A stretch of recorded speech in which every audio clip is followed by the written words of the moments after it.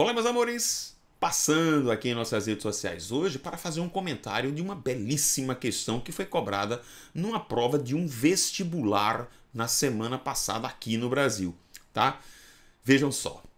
Nós, professores de português, frequentemente entramos nas redes sociais para fazer críticas às questões que são mal elaboradas, e não são poucas, né? Há inúmeras questões no Brasil, em bancas de concurso público, muitas vezes sem fundamentação, muitas vezes questões que são fundadas em um ou outro gramático, em um ou outro teórico, desconsiderando as demais opiniões, né? Há questões, como eu disse, que nem fundamentação gramatical possui, e realmente a coisa é muito complicada. E eu acho que é justo, né, que se façam elogios, né, e que se deem os louros a quem realmente, ou a questão que realmente merece receber. E eu queria parabenizar o professor, a pessoa que elaborou essa questão, uma questão muito bonita da FUVEST, observe comigo aí, tá? E que ela sirva de inspiração também para outros professores e outros elaboradores. Há um texto, observem, eu não vou ler o texto inteiro aqui para não perder tempo. Vejam que foi um texto aqui, ó, que foi extraído de um portal de notícias, tá? Tá aqui embaixo, estou riscando aqui para você. Ok? E vejam lá, diz o seguinte: no português do Brasil, a função sintática do sujeito não possui necessariamente uma natureza de agente, ainda que o verbo esteja na voz ativa, tal como encontrado em... E aí aparecem as alternativas. Quero que você dê uma olhada nas alternativas. Se você quiser, ponha pausa. Mas eu quero voltar para fazer uma consideração sobre isso aqui, porque é uma questão bonita. É uma estruturação bonita e sai do convencional. Isso é que eu achei assim, de louvor na questão, tá? Vamos lá entender o que ele quis dizer para a gente aqui. Vamos lá. Primeiro, ele fala: a função sintática de sujeito não possui, veja, necessariamente uma natureza de agente. Ora, quando ele te fala esse termo de agente, né, vamos lembrar, né, que todo professor de língua portuguesa, eu trato sobre isso inclusive no meu livro, os professores falam disso, né, quando nós estudamos o sujeito e vamos estudar notadamente as chamadas vozes verbais, né, os professores falam, ó, tenha cuidado, nós temos a voz ativa, em que o sujeito pratica ação, né, expressa pelo verbo, nós temos a voz passiva, em que o sujeito recebe a ação, nós temos a voz reflexiva, em que o sujeito pratica e sofre ao mesmo tempo a ação. Isso não é novidade para ninguém. Só que vejam que na questão apareceu um detalhe. Ele diz que ele não possui uma natureza de agente. Observem, ainda que o verbo esteja onde? Na voz ativa. Opa! Você vai dizer, peraí, professor, é possível que eu tenha um verbo ativo e que o sujeito não seja o agente da ação? A resposta é sim. É possível sim. Neste caso, eu preciso fazer a análise semântica do conteúdo verbal. E o que ele está me dizendo aqui? Ele está me dizendo, olha, olhe para o verbo, porque em dadas circunstâncias, este verbo, ainda que ele possua uma estrutura de voz ativa, o sujeito pode não ter praticado a ação, pode ter sofrido a ação. Prestem muito bem atenção, nós vamos falar não de voz passiva, mas nós vamos falar de uma palavra chamada de passividade, que é justamente a possibilidade de um termo sofrer uma dada ação. Olha que coisa bonita. Não se esqueçam de que na língua portuguesa nós não temos, como havia no latim, declinações ou desinências que indiquem a estrutura de voz passiva. Quando nós queremos estruturar uma voz passiva, ou lançamos mão, né, de uma estrutura, de uma construção perifrástica, ou seja, uma locução verbal em geral formada pelo verbo ser mais um particípio, a passiva analítica, ou vamos utilizar de um verbo nocional transitivo direto ou transitivo direto indireto, associado à partícula si, partícula passivadora. Essa é a estruturação da língua portuguesa para construções da chamada voz passiva. Quando nós passamos a estudar o fenômeno não só da voz passiva, mas da passividade na língua portuguesa, a coisa vai mais além.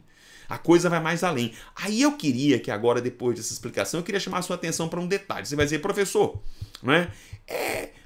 Olhando agora, mais uma vez, observe, veja se você consegue ver a resposta. A resposta, qual será a resposta, professor? A resposta será aquele item em que a ação verbal ela não vai ser atribuída diretamente ao sujeito. O sujeito ele não vai praticar. Na verdade, ele vai sofrer esta ação verbal. Tem como você identificar? Preste muito bem atenção antes disso. Eu queria mostrar alguns exemplos para você. Observe o que eu coloquei aqui, ó. Estrutura ativa com sentido passivo.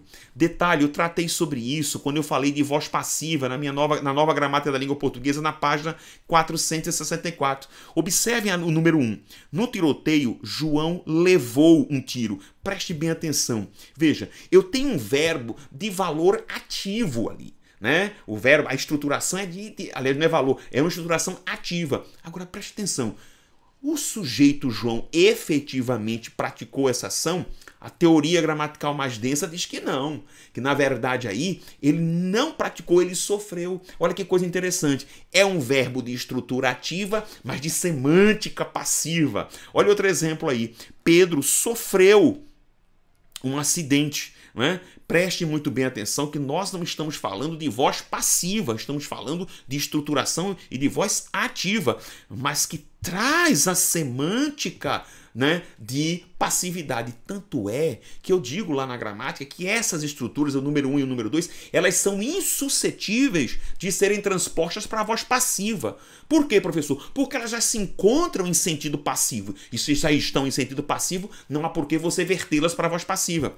Olha o que o professor José Oiticica, né, um teórico, um gramático antigo, falou. Olha só, ele dá esse exemplo aqui do assustei-me com o trovão, e olha que coisa interessante, que ele diz que isso aqui é uma passividade absurda, que ele disse que, olha, quando você fala assustei-me com o trovão, na verdade foi o trovão que assustou você, não foi você que assustou efetivamente. E no último exemplo, observem, o professor Eduardo Carlos Pereira fala que quando eu digo assim, esse problema é um osso duro de roer, nesta parte aqui em que você vê aqui de roer, eu tenho uma estrutura de passividade, não é? O que é o osso duro de roer? É o osso duro de ser roído. Né? Então eu tenho passividade nessa estrutura. Então, gente, olha que coisa linda. Eu quero voltar aqui com vocês para o slide e mostrar para vocês agora. E aí, qual é a resposta dessa questão? O que é que você marcaria? Né? Vou eliminar algumas. Ora, afirmou o major? Não é a resposta. Né? Aqui o major afirmou, ele é ativo mesmo. Não é a minha resposta, não é. Tentaram linchar eles é uma estruturação coloquial.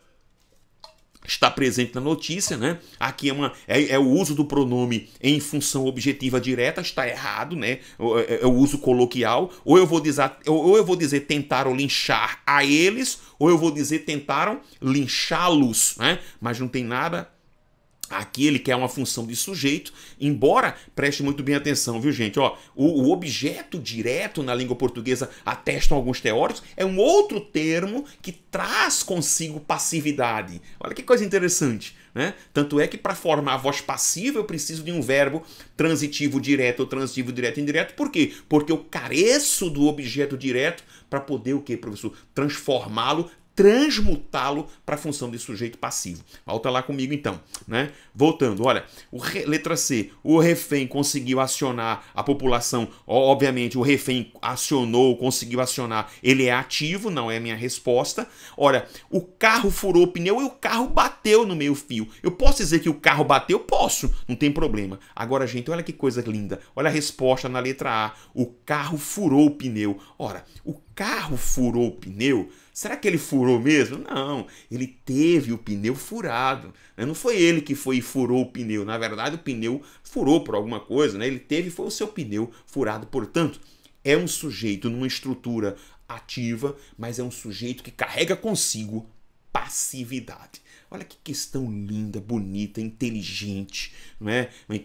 Cobrou o raciocínio do aluno sobre um conteúdo, não é? que a gente sempre fala, olha, estude, você precisa estudar, pau, que é o conteúdo sobre o sujeito. Então é isso aí, né? Eu tô aqui, eu passei para justamente elogiar essa questão, chamar a sua atenção para isso, porque gramática, né, não é somente a água com açúcar, você precisa, no dia que você pensar em passar em grandes concursos, em grandes vestibulares, você vai precisar estudar e estudar com profundidade, com densidade, com gente boa, com professores competentes, e existem sim muitos professores competentes aqui nesse país.